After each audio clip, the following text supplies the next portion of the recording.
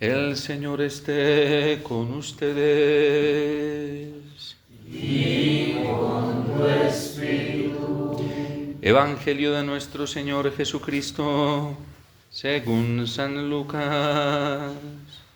Gloria a ti, Señor.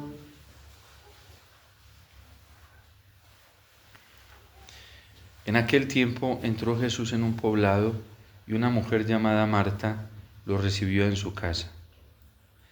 Ella tenía una hermana llamada María, la cual se sentó a los pies de Jesús y se puso a escuchar su palabra.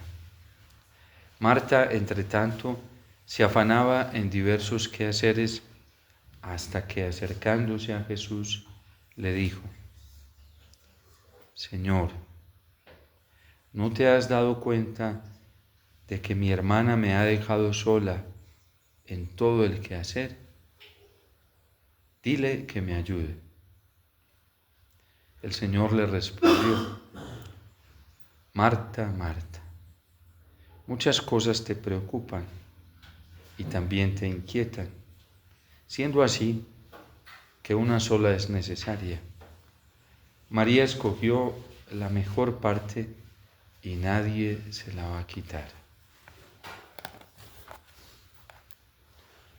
Palabra del Señor. Gloria a ti, Señor Jesús.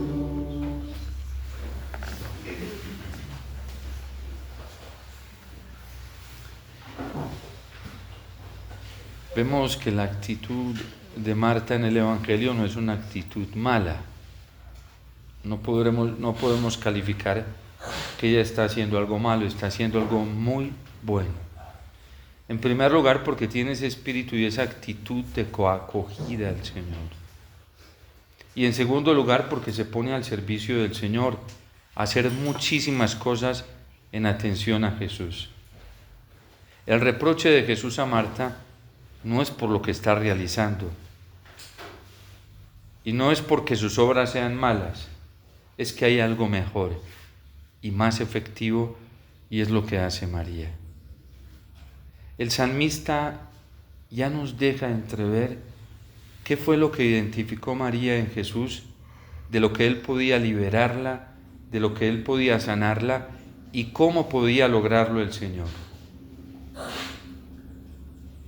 Y es que identificó que solo a través de la oración y estando a los pies del Señor, ella se libraría muy rápidamente de sus culpas y de sus pecados.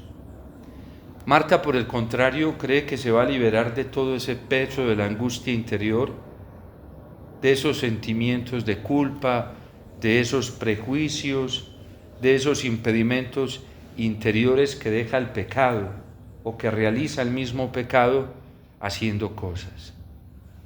Pero Jesús le enseña que esa no es la forma de poder liberarse rápidamente de toda esa esclavitud.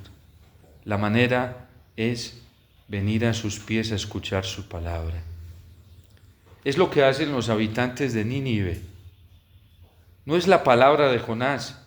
Ellos saben que es la palabra de Dios a través de Jonás. No es Jonás, incluso el texto nos está mostrando lo imperfecto que es Jonás, la poca percepción que tiene en esa misión que Dios le ha encomendado de ir a profetizar a Nínive. El nivel de concepción que tiene Jonás de la misericordia de Dios es demasiado limitado. Pero Nínive tiene un espíritu de fe, o por lo menos deja abrir su corazón a la fe y se da cuenta que es una oportunidad que Dios le está dando en toda esta reprensión de la destrucción que viene para Nínive. Si Nínive no se convierte, será destruida en 40 días. Y por eso aprovechan la oportunidad y comienzan a clamar al Señor, a pedir misericordia, a hacer penitencia. No dejan caer en saco roto la profecía que les ha venido a través del profeta Jonás. Luego, en el capítulo 4, nos vamos a dar cuenta cómo Dios desiste. Bueno, hoy lo dice el texto, que al ver la actitud, cuando Dios vio las obras y la actitud de cómo se convirtieron de su mala conducta, cambió de parecer. Ante un consentimiento humilde y sencillo que Dios encuentra en un corazón, de reconocimiento, de arrepentimiento, de asumir la propia responsabilidad frente al mal que está viviendo, Dios siempre está observando.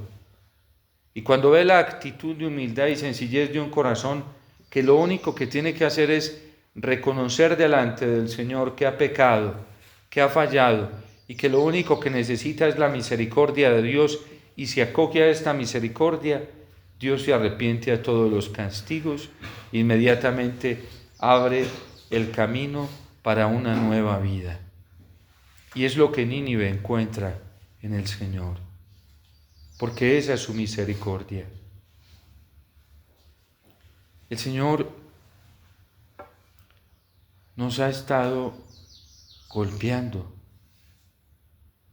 pero no lo hace como un padre vengativo, tampoco lo hace como un padre que se quiere desquitar o sacar el clavo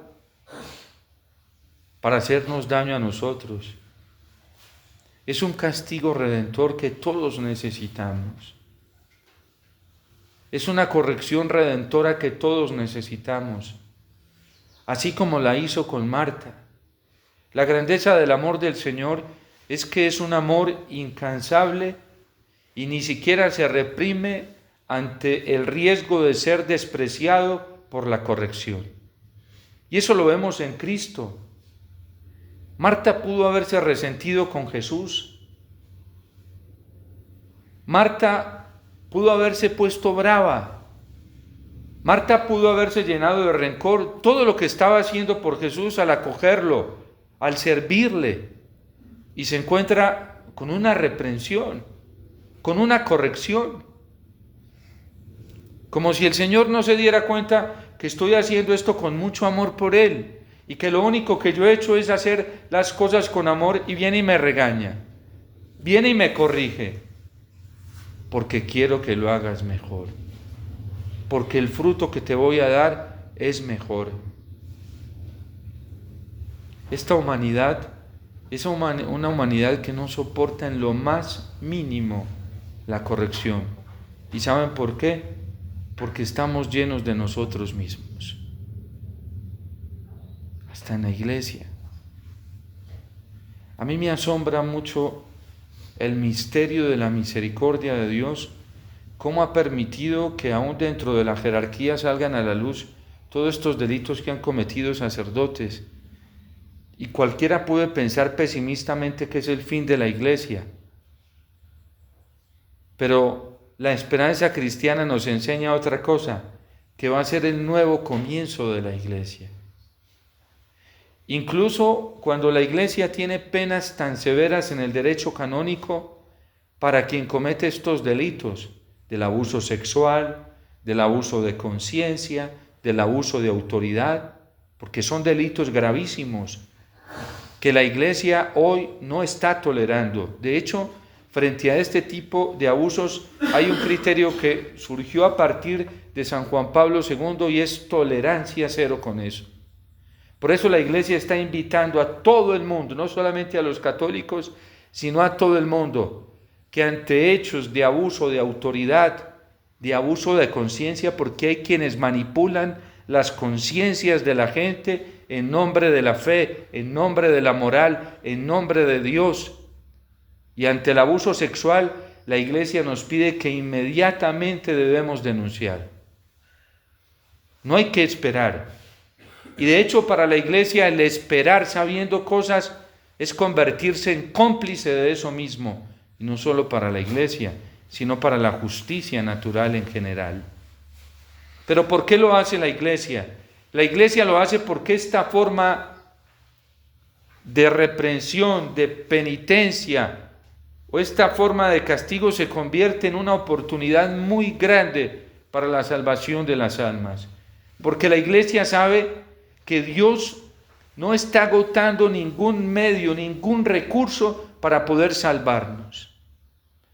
Y si se tiene que valer de que un sacerdote llegue a la cárcel para su propia salvación, para que se convierta, se arrepienta y vuelva al Señor, Dios lo va a permitir.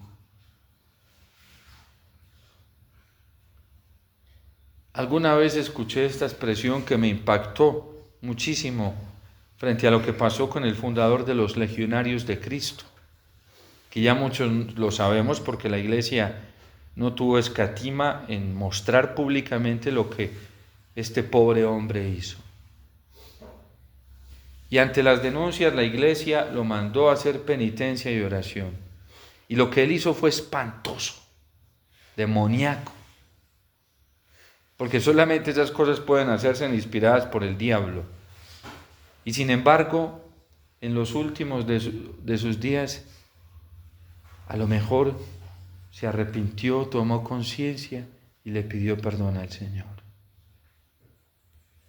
Y pueden ser muchísimas las culpas, los delitos, los pecados que se cometan, pero si hay arrepentimiento, si hay humillación delante del Señor, si hay reconocimiento, Dios perdona. Y es lo que está diciendo hoy precisamente el salmista. Por eso el salmista dice que aguarda al Señor como el centinela la aurora, porque él sabe que solamente del Señor viene la misericordia y la redención copiosa. Estos tiempos nos están enseñando algo muy hermoso, y es que el único que nos puede salvar, redimir y curar es el Señor. Y nos quiere redimir del daño más grande que es de nuestro propio pecado. Al fin de cuentas, todos los daños que vive la humanidad los está generando el pecado personal, el pecado colectivo. Y todo lo que estamos viviendo es culpa del pecado, del nuestro y también del de nuestros hermanos. Y por eso todos estos días estamos escuchando un llamado amoroso del Señor a la conversión. Y lo está haciendo de todas las maneras. Es que Dios es así. Viene a Nínive y le dice, vas a ser destruida. Y tú lo podrás hacer si no te conviertes, sí.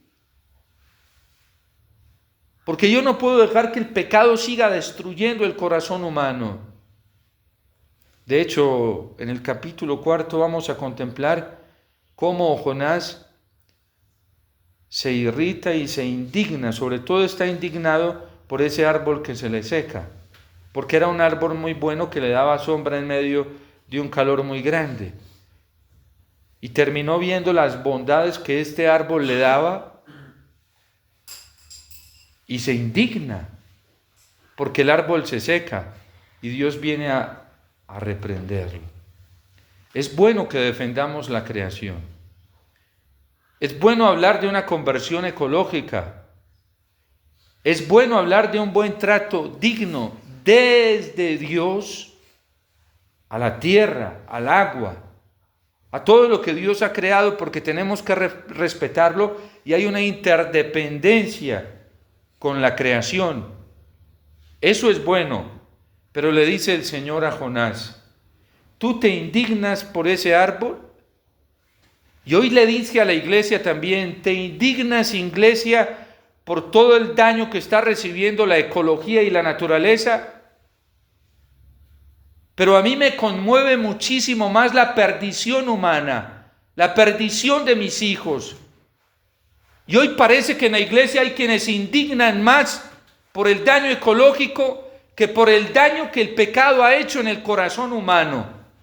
Incluso pastores. Siendo buena la creación, no es mala, Dios la ama, porque Dios no odia nada de lo que ha salido de sus manos. El libro de la sabiduría dice, amas todo lo que tú has creado, pero entre la creación, entre la criatura ecológica y la criatura humana, Dios siempre va a tener primacía por nosotros. Si ama así a las aves del cielo, y a los lirios del campo, ¿cuánto más no te ama a ti?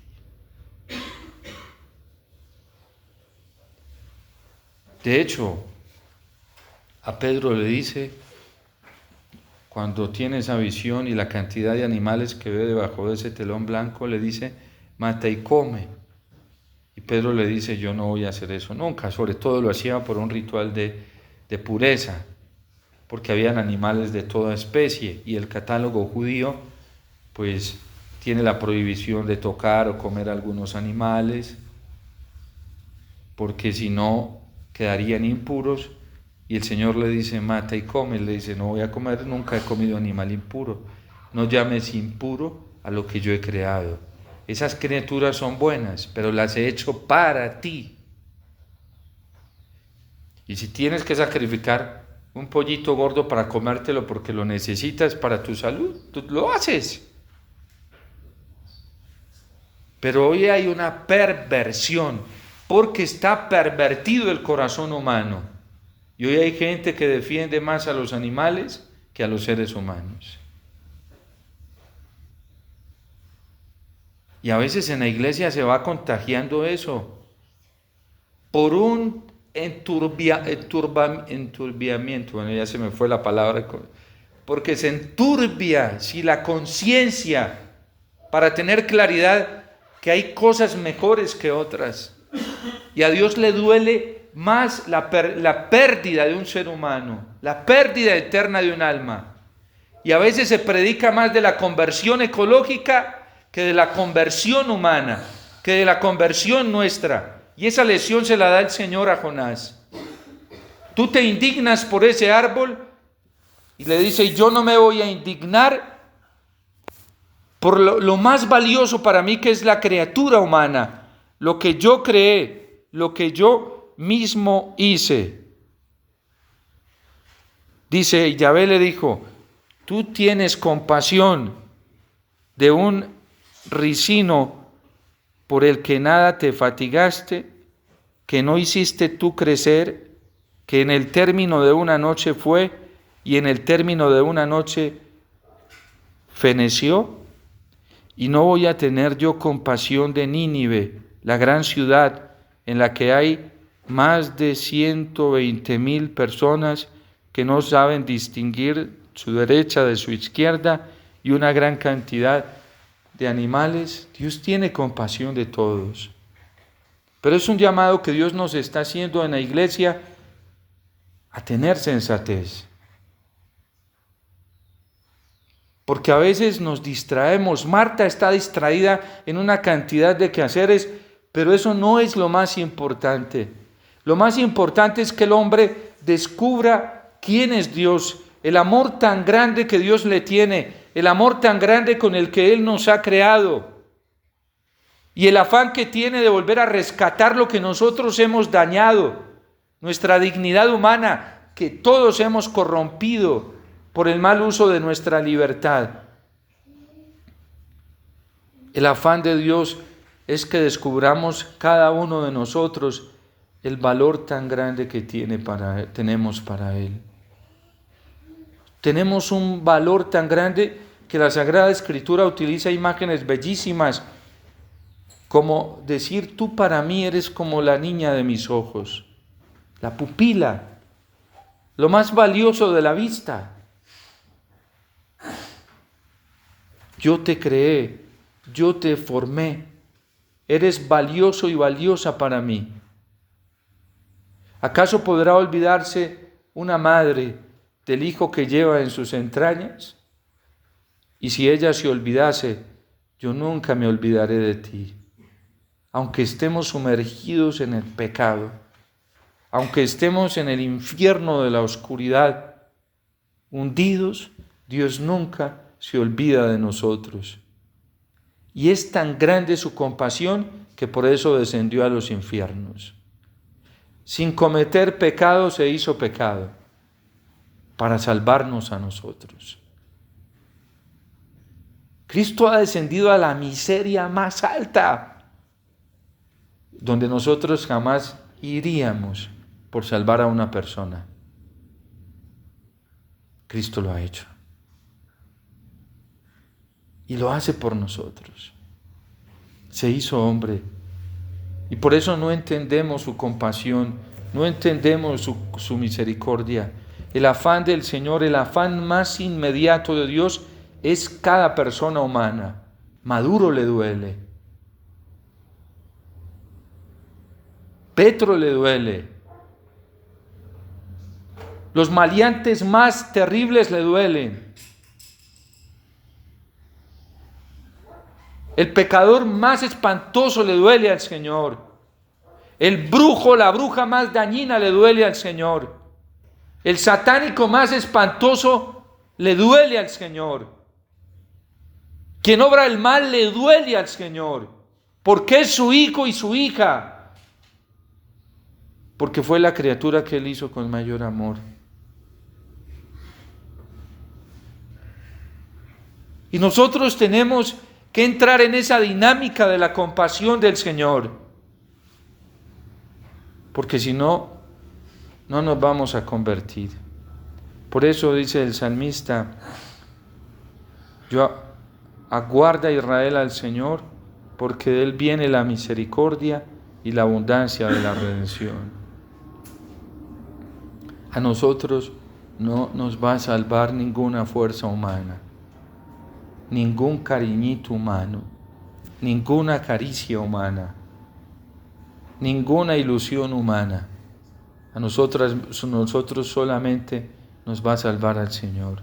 Y cuando el hombre comience a descubrir ese amor tan grande que Dios tiene por él, entonces se llenará de esperanza y de ilusión. Por eso la iglesia debe predicar este amor tan grande. Es tan grande que Dios toma el riesgo hasta de corregirnos con severidad. Hoy, en esta cultura relativista, la severidad pareciese que fuera un diablo.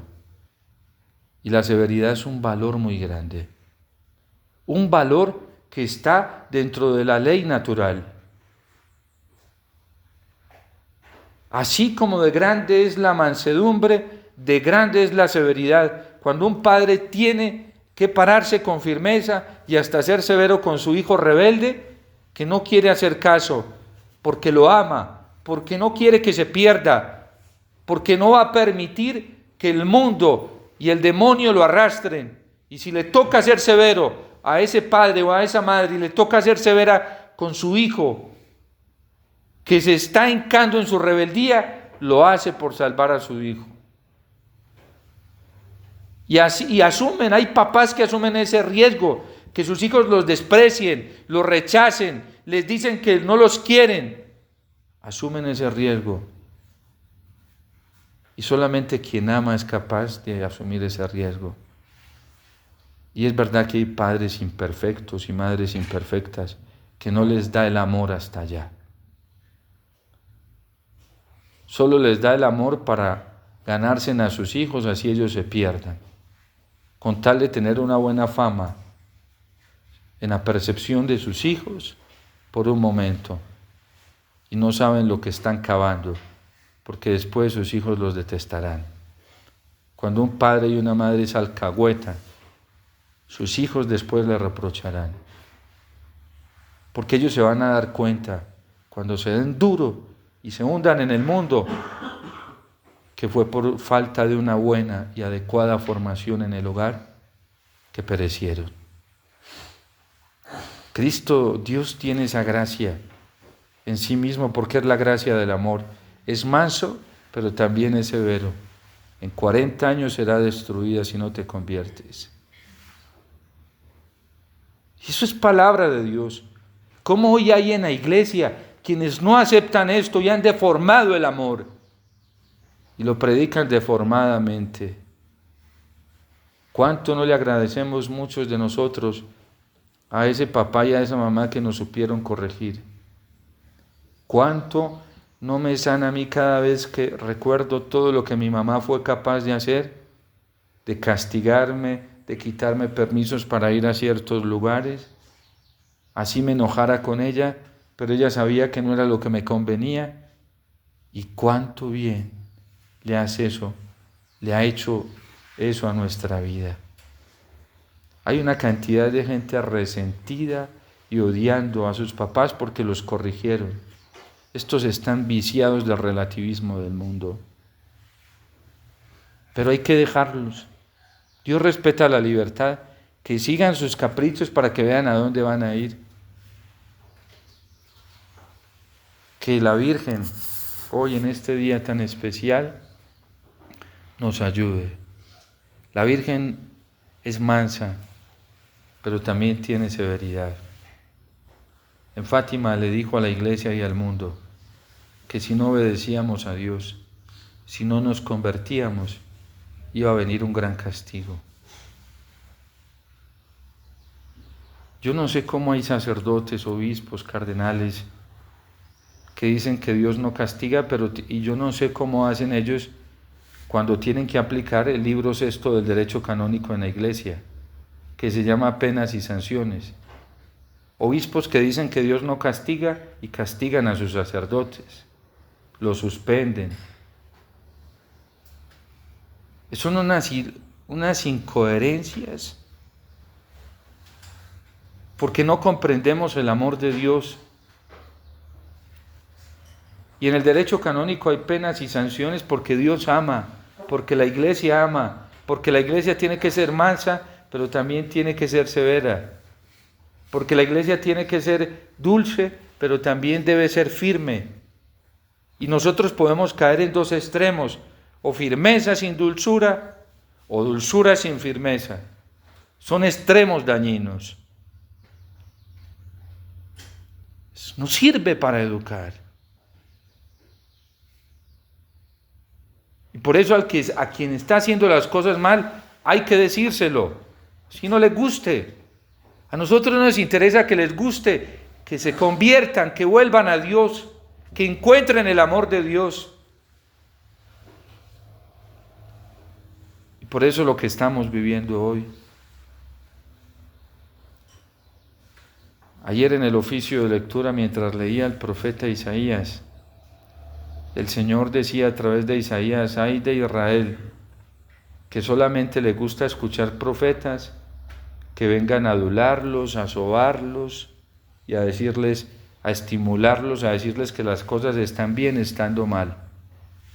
El domingo lo decía San Gregorio de Nacianceno: ay de aquellos pastores imprudentes que viendo el pecado y el error no lo hablan, porque le tendrán que dar cuentas al Señor. Lamentablemente muchos sacerdotes hemos caído en la mudez por miedo, por intereses personales, por nuestro propio pecado. Hay obispos que han caído en un silencio. Y mientras tanto las ovejas que no saben distinguir entre la derecha y la izquierda, porque lo dice también el profeta: mi pueblo perece por falta de conocimiento. Y muchos viviendo una vida tranquila. A nosotros los ministros nos tiene que mover el dolor del Señor por las ovejas. Y la mejor caridad que podemos aplicar hoy es la caridad del Señor, con este signo tan claro de Jonás, porque el Señor dijo que no se nos iba a dar otro signo más que el de profeta Jonás. La conversión es la mejor medicina que todos necesitamos para encontrar la paz. La conversión es la mejor medicina que necesita Colombia para encontrar la justicia y la paz. La conversión es la medicina que necesita la Iglesia para encontrar una fraternidad verdadera en el amor del Señor, la unidad que quiere el Señor. ¿Cómo vamos a hablar de unidad sin querer convertirnos, sin querer dejar el pecado?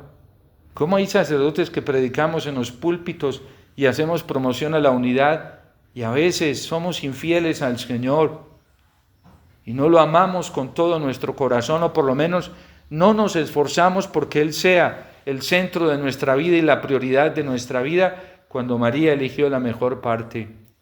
Y María eligió la mejor parte porque hubo otra María a la que ella se apegó también, y fue la Virgen María quien eligió la mejor parte.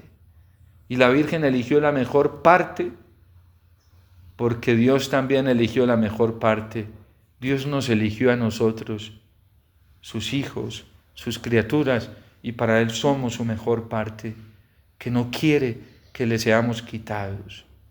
Y Dios pelea con el diablo, y pelea con el mundo, y pelea con el pecado para salvarnos a nosotros. Y ha preferido que el pecado venga y lo lastime, que el pecado venga y lo arrolle, porque esa es la pasión del Señor, y hasta que el pecado venga y lo mate, para que no nos mate a nosotros, para salvarnos a nosotros. Y por eso resucita el tercer día, para demostrarnos que buscándolo a Él y siguiéndolo a Él, no le debemos tener miedo ni a la muerte, porque el que muere en Cristo, resucitará en Cristo. Por eso elijamos la mejor parte, así como Dios ha elegido la mejor parte. Dios nos ama y no se va a cansar, y nadie lo va a cansar, y lo va a seguir haciendo, y va a seguir insistiendo, y nos va a seguir en su infinito amor llamando a la conversión, porque no hay otra medicina. Y si no nos convertimos hoy, vamos a sufrir más de la cuenta y podemos perecer. No juguemos con la gracia, que es un regalo muy grande, un tesoro inmenso para todos nosotros. Hoy todos ustedes y yo tenemos una oportunidad muy grande de llegar al cielo. Y la oportunidad es más rápida, más eficaz y más inmediata. No la desperdiciemos. Dejemos que Dios nos corrija, así nos duela. Dejemos que nuestro ego se revuelque, que se muera de lloriqueo, de pataleta, que se muera.